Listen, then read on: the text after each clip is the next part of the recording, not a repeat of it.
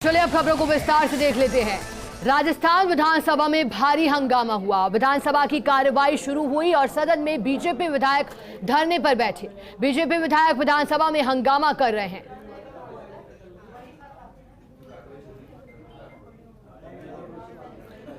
और देखिए, विधानसभा की कार्रवाई स्थगित की गई थी 2.5 घंटे के लिए, क्योंकि आखिरकार आधे घंटे के लिए, माफ कीजिएगा, क्योंकि आज का दिन विधानसभा के लिए सामान्य नहीं रहा। जिस तरह से शुरुआत हुई, बर्खास्त किए गए राजेंद्र गुड्डा पहुंचे थे लाल डायरी लेकर। संकल्प पारित किया गया। माननीय संसदीय मंत्री जी,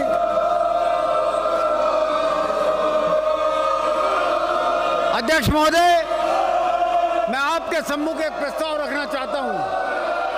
आज दिनांक 24 जुलाई 2023 को शून्यकाल में माननीय अध्यक्ष महोदय द्वारा स्थगन प्रस्तावों पर व्यवस्था दी जा रही थी। उस समय माननीय सदस्य श्री राजेंद्र सिंह गुड़ा अचानक वेल में आसन की ओर आवेशित होकर डायस पर आकर माननीय अध्यक्ष महोदय को नियम विरुद्ध तरीके से संबोधित कर बहस करने लगे। माननीय अध्यक्ष महोदय द्वारा माननीय सदस्य को बार बार अपनी बात बेल में आकर पढ़ने और नियमानुसार वासन से अनुमति प्राप्त करने हेतु कहे जाने पर उनको शांत रह करके सदन की कार्रवाई चलने देने के लिए निर्देशित किया गया। किंतु माननीय सदस्य गुड़ा द्वारा आसन के अवैध आदेशों की घोर अवहेलना करते हुए लगातार आवेशित होकर बहस करने लगे। गुड़ा द्वारा माननीय अध्यक्ष की घोर उपेक्षा की गई, आसन की अवहेलना की गई, आसन का अपमान किया गया और आवेशित भाषा में बात करते हुए पाए गए तथा जानबूझकर सदन के कार्य में दुर्भावनापूर्ण आशय से बाधा डाली। माननीय सदस्य गुड़ा ने मेरे डेस्क पर लगे माइक पर जोर से प्रहार किया और हाथापाई करने का प्रयास किया। यदि माननीय सदस्यों और मार्शल के द्वारा गुड़ा को नहीं रोका जाता तो निश्चित रूप से बहुत बड़ी घटना घटित हो सकती थी। माननीय राजेंद्र सिंह गुड़ा गंभीर चोट पहुंचाने के आशय से मेरी ओर आए थे। उनका कृत्य पूर्व नियोजित और दुराशय से प्रेषित होकर स्पष्ट परिलक्षित है। उनके द्वारा आसन का अपमान करते हुए पूरे सदन का अपमान किया गया है। आज तक राजस्थान विधानसभा के इतिहास में ऐसी घटना नहीं हुई। संविधान निर्माताओं ने ऐसे कृत्य की कल्पना भी नहीं की थी होगी। यह मामला दुर्लभतम है और संसदीय परंपराओं, नियमों और मर्यादाओं की घोर अवहेलना करता है। उनका उक्त कृत्य बेहद ही शर्मनाक है।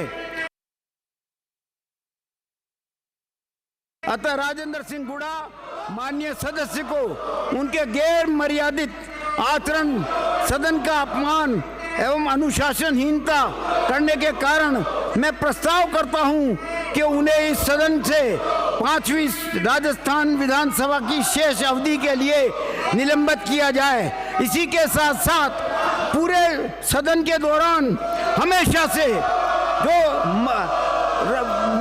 आसन के द्वारा दी गई व्यवस्थाओं का विरोध करने और आसन की अवहेलना करने, आसन का अपमान करने के लिए माननीय सदस्य मदन दिलावर हमेशा से अग्रसर रहे हैं। आज भी इस घटना के पश्चात माननीय सदस्य मदन दिलावर के द्वारा मेरी ओर अग्रसर होकर के मेरे पर हमला करने की सुनियोजित योजना बनाई गई थी, जिसको कि जो पक्ष के नेताओं के द्वारा विरोध करने पर रुकी। तो मैं उनके लिए भी प्रस्ताव करता हूं कि इस सदन से 15वीं राजस्थान विधानसभा की शेष अवधि के लिए उनको भी निलंबित किया जाए। प्रश्न यह है कि माननीय शांति कुमार धारीवाल संसदीय कार्य मंत्री द्वारा प्रस्तुत प्रस्ताव को पास किया जाए। जो पक्ष में वहां गए, विपक्ष में वो ना गए, हाँ पक्ष जीता, प्रस्ताव पारित किया गया। सदन की बैठक बुधवार दिनांक 2 अगस्त 2023 के प्रातः 11 बजे के लिए स्थगित की जाती है।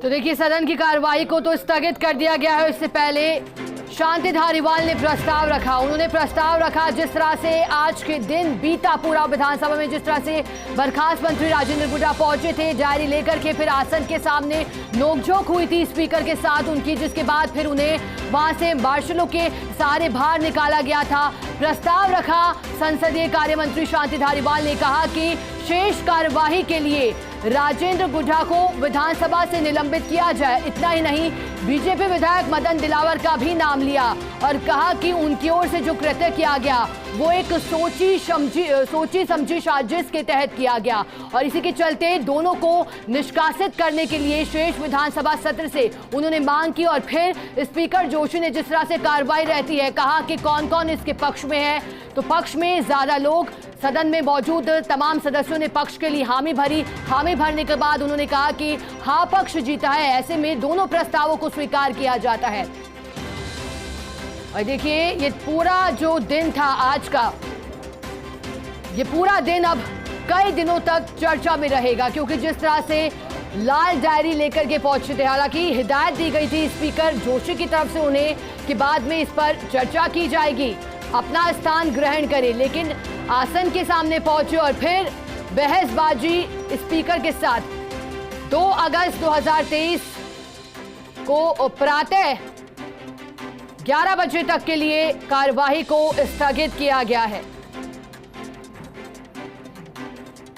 और इंतजार रहेगा कि अब जब कार्यवाही वापस से शुरू होती है तो क्या मुद्दे रहने वाले हैं। लेकिन ये जो पूरी कार्रवाई रही, विधानसभा के सत्र 14 जुलाई से शुरू होने के बाद ही लगातार एक के बाद एक हमले बीजेपी ने किए। जिस तरह से तय रणनीति के तहत बीजेपी आगे बढ़ी, कानून व्यवस्था के मुद्दे को उठाया, महिला सुरक्षा के मुद्दे को उठाया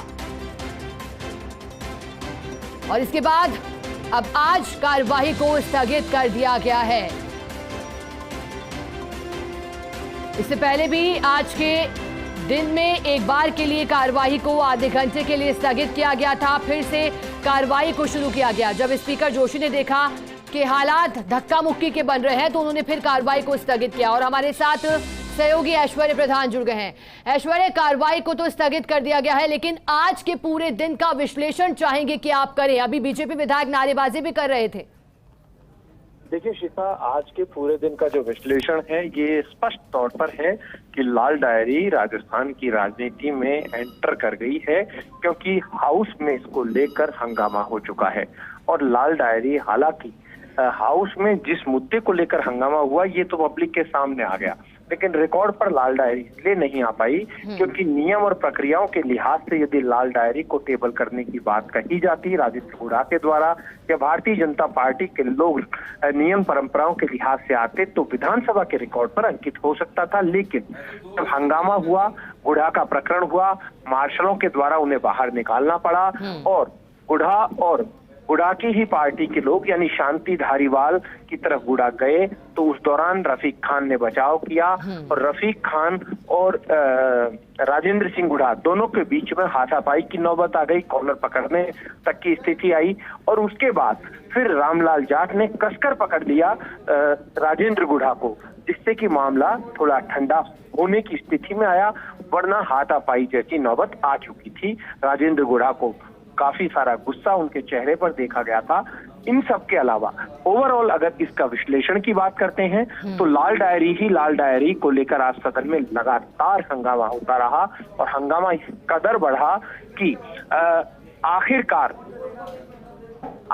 सदन की कार्रवाई लगातार स्थगित करनी पड़ी। एक बार नहीं, लगातार आप देख रहे हैं बार बार सदन की कार्रवाई जो है वो स्थगित करनी पड़ रही है। ऐश्वर्य, एक और सवाल आपसे रहेगा। देखा किस तरह से संसदीय कार्य मंत्री ने मुद्दे को उठाया, फिर प्रस्ताव पारित हुआ और बीजेपी विधायक मदन दिलावर और राजेंद्र गुड्डा दोनों को निलंबित कर दिया गया। तो क्या पूरे ही इस विधानसभा सत्र के लिए, जो 15वीं विधानसभा का ये सत्र रहने वाला है और ये अंतिम ही सत्र है, तो क्या पूरे सत्र के लिए निलंबित किया गया है या फिर जब कार्यवाही शुरू होगी 2 अगस्त से तो एक बार फिर से दिखाई देंगे वो सदन में? देखिए, ये जो सत्र है ये तो लगभग अब अंतिम सत्र ही है। अब इसके बाद कोई विशेष स्थितियों में ही विधानसभा आ सकती है। लेकिन अब स्थिति क्या बनती है, डेडलॉक कैसे टूटता है? क्या राजेंद्र गुढ़ा के समर्थन में पूरी भारतीय जनता पार्टी आकर सदन में हंगामा करेगी या खुद राजेंद्र राठौड़? क्योंकि यहाँ पर अब स्थिति ऐसी बन पड़ी है कि अब राजेंद्र गुढ़ा को सत्ता पक्ष को कम से कम साथ नहीं देने वाला, तो ऐसे में सत्ता पक्ष के इस विधायक राजेंद्र गुढ़ा को भारतीय जनता पार्टी कितना साथ देती है? तो अब यहाँ पर एक चीज और निकल कर आती है। यहाँ पर लोगों के दिमाग में एक सवाल और है, क्या राजेंद्र गुढ़ा भविष्य में बीजेपी में जाएंगे? इस तरीके की बातें भी लोग कर रहे हैं। हालांकि राजेंद्र गुढ़ा ने इस तरीके की मंशा से पहले ही इनकार कर दिया था, लेकिन बातें हैं, सियासत में चलती ही है। जी ऐश्वर्या, क्योंकि अब चर्चा छिड़ी ही है लाल डायरी को लेकर के, हमने चर्चा की भविष्य में क्या संभावनाएं हो सकती है, ये चर्चा की। राजेंद्र गुढ़ा चाहे नकारते आ रहे हों बीजेपी में शामिल होने की बात, लेकिन एक जो परिस्थितियां थी वो ये भी बताया जा रहा था कि AIMIM पार्टी में भी शामिल होने के कयास लगे थे, क्योंकि ओवैसी से मुलाकात खास तौर पर चर्चा में रही। चाहेंगे, क्योंकि आप वरिष्ठ संवाददाता हैं, आपने नजर बनाए रखी थी, आपको क्या लगता है कि भविष्य में क्या संभावना दिखाई देती है राजेंद्र गुढ़ा के लिए?